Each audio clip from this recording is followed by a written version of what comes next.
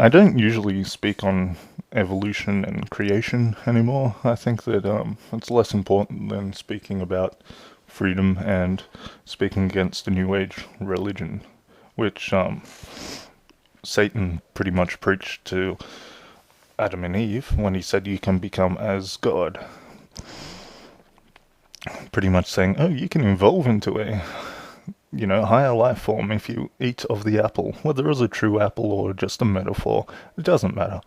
The fact is that Satan lied to Adam and Eve saying that you can become like God, and that's what all the religions, as far as I have seen, try to teach that aren't Christianity or the Muslim religion or the Jewish religion. They all seem to want to say, oh, you can become like God, whether it's evolution.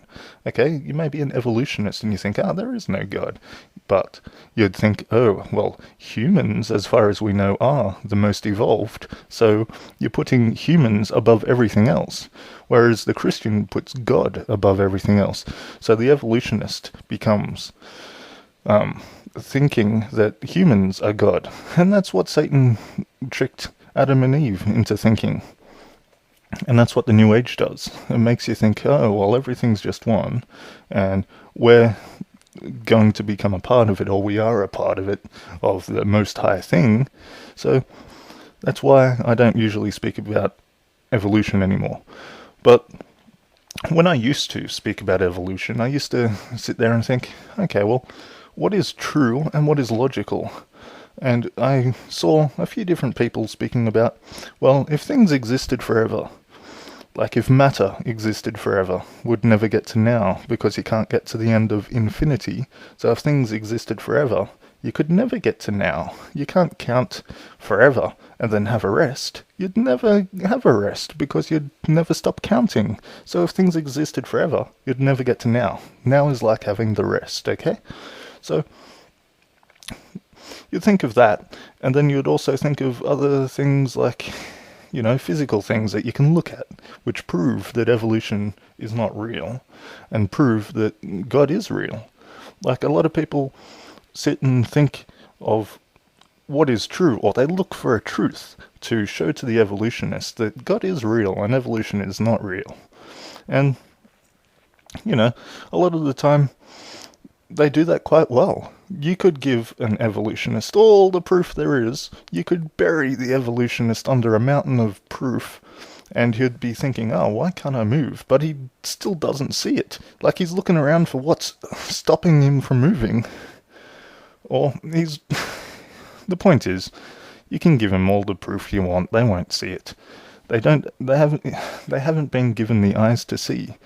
And if they would be given the eyes to see, you only need one proof to give to them. But for those Christians out there that are still looking for proofs, still looking for facts to give to these atheists, then a suggestion would be, look at what the evolutionists have done.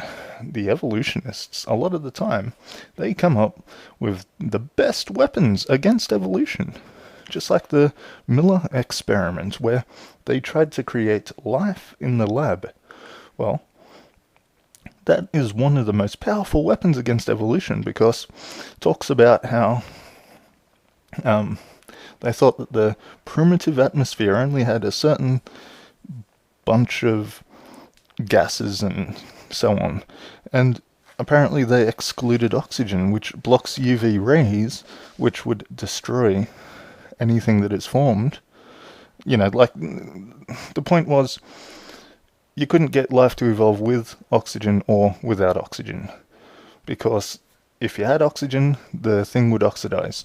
And if you were trying to get the first living life form to evolve, and it was in water, then it talks about how the water would drive the pieces apart, and it would be destroyed before anything was formed.